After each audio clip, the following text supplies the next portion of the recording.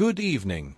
Tonight we turn our attention to GME, the ticker for GameStop Corporation, and the intricate story unfolding behind its recent market moves. This is not simply a retail frenzy stock anymore, but a company navigating a corporate transformation, investor narratives, and option flows. Let's unpack what's going on, and what it might mean for business and finance stakeholders. In recent weeks, GameStop's stock price has caught fresh momentum. One commentary describes a bull case theory for GME, noting the company trades at levels that, after accounting for cash on the balance sheet, may leave limited downside and meaningful upside if its turnaround plan gains traction. The argument points to its cash reserves, small physical footprint after store closures, growing collectibles business, and emerging digital initiatives focused on monetizing community and alternative asset markets. Another report highlights the renewed investor buzz and kit army rallies driving sharp option activity. More than 257,000 contracts were executed on a single day, according to one source. This kind of volume signals attention, whether founded on fundamentals or speculation. From a business model standpoint, the shift is visible. GameStop once relied heavily on physical game retail. Today the narrative emphasizes the collectibles market, partner ecosystems, for instance card grading and resale, and using the leftover retail footprint to anchor a larger platform for alternative asset commerce. The bullish framework sees the company's structural cash value as a floor, with the upside coming if execution unlocks new revenue streams. Analysts at one site estimated that if GameStop captures even 5% of the U.S. collectibles market, annual profits of $1 billion or more could follow, placing implied valuations in the $50 to $100 per share range under favorable assumptions. Yet, this completion of the pivot is a work in progress, and several caution flags remain. First, the underlying operating business continues to carry risk. Revenue declines in legacy retail remain a drag.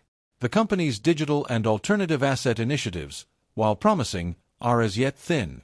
One independent analysis found that GameStop's intrinsic value under conservative assumptions would place fair value near $35, significantly below current market levels, suggesting that despite the hype, some of the upside is already priced in.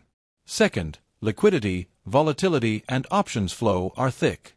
The high volume of contracts executed indicates traders are taking large bets, short-term, directional, and event-driven.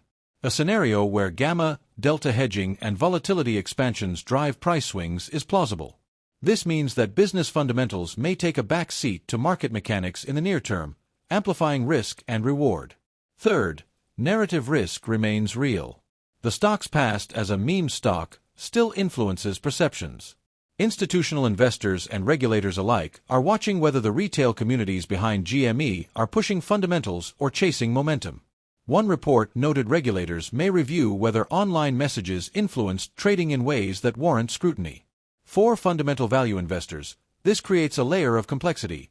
You're comparing turnaround thesis against activist retail narrative momentum. From the finance lens, what are the implications? Capital structure upside and downside. GameStop's cash pile, visible in disclosures, offers a liquidity cushion. That means the company is less vulnerable to insolvency or immediate collapse, giving some comfort to risk-tolerant investors. However, upside depends on new business growth, margin expansion, and monetizing the pivot.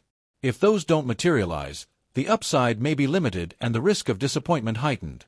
Valuation mismatch. The bull case thesis assumes success in niche, higher-margin segments, collectibles, graded cards, digital resale.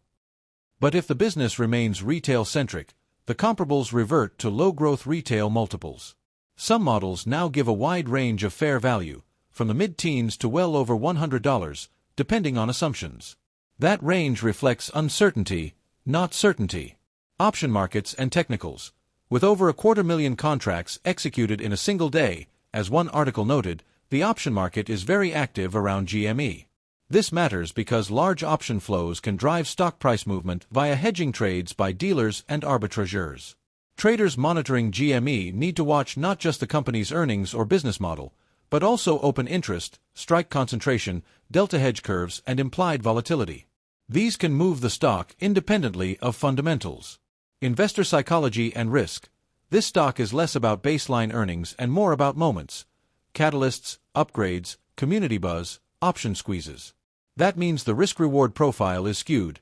Huge upside if a catalyst hits, but also sharp downside if the narrative fails or the broader market turns risk-off.